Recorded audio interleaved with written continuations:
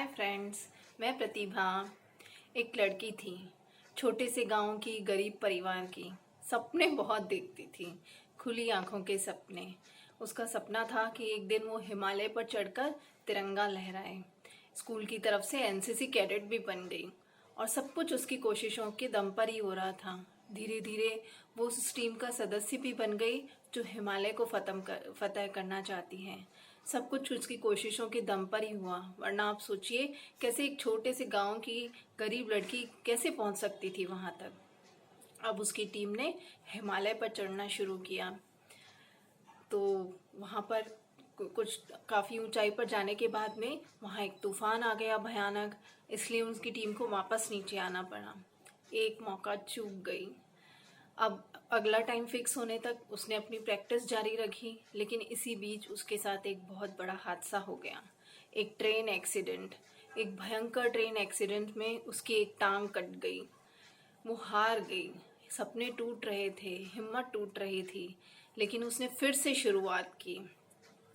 उसने फिर से अपना हौसला बांधा, फिर से अपनी हिम्मत बढ़ाई, क्योंकि वो अपने सपने को मरने देना नहीं चाहती थी।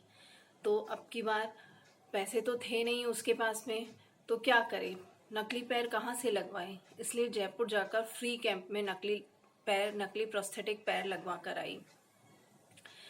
उस पैर से उसने धीरे धीरे चलना शुरू किया। फिर धीरे धीरे चढ़ाई की प्रैक्टिस की, और जब वो चढ़ाई में भी पारंगत हो गई तो वापस पहुंच गई अपने उसी टीम के पास में जो जो उसकी पहले टीम थी, वहाँ का सदस्य बनने के लिए। लेकिन अब की बार उसकी टीम ने उसे रिजेक्ट कर दिया, क्योंकि उसका एक ही असली पैर था। वो दूसरा मौका भी चूक गई, लेकिन उसने हिम्मत नहीं हारी।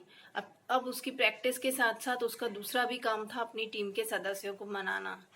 और उसने सरकार में भी कई अर्जियां दी। आखिर उसे टीम में जगह मिल ही गई।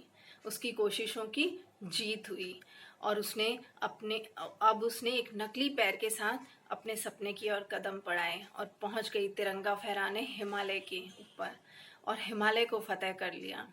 दोस्तों, हमारे देश की ही ये माउंटेनियर है अरुणिमा सिन्हा।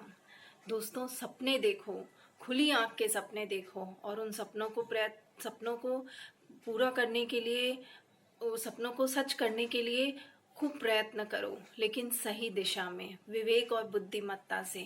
सपनों को पूरा करने के लिए जितनी की कोशिशों की जरूरत होती है, उतनी ही आपकी विवेक और बुद्धिमत्ता की जरूरत होती है। वो ही आपको सही दिशा पर ले जाते हैं, और सही दिशा में की हुई कोशिशें हमेशा सफलता दिलाती हैं। अब मैं आपको एक छोटी सी कहानी और सुनाती हूँ। एक परिवार था, बहुत गरीब परिवार था। दिन में खाने के लिए मुश्किल से एक ही समय का खाना मिल पाता था। घर में 5 सदस्य थे, माँ बाप और 3 बच्चे। एक दिन आटा भी कम पड़ गया। माँ सोच रही थी मेरे पति और बच्चे खाएं, तो पति सोच रहा था मेरे बच्चे और मेरी पत्नी भी खाएं। बच्चे भी मायूस थे, लेकिन सबसे छोटा बेटा मुस्कुरा रहा था। सबने उससे पूछा, ऐसे कठिन टाइम में इतने मुश्किल टाइम में तुम हंस क्यों रहे हो? तो उसने कहा कि इसमें कौन सी प्रॉब्लम की बात है, ये 4 फुलके हैं, इसकी सेलमानी बनाओ और सबको बराबर भी आ जाएगा, सबका पेट भी भर जाएगा। देखो, एक छोटे से बच्चे ने अपनी बुद्धिमत्ता से अपने माँ बाप की मायूसी को तुरंत हल कर दिया। तो यानी कि हर समस्या का हल है, सिर्फ कोशिश करने और दिमाग लगाने की देर है। दोस्तों, आजकल सुसाइड करना एक ट्रेंड बन गया है। बहुत ही सारे लोग अपनी परेशानियों से हारकर सुसाइड कर लेते हैं।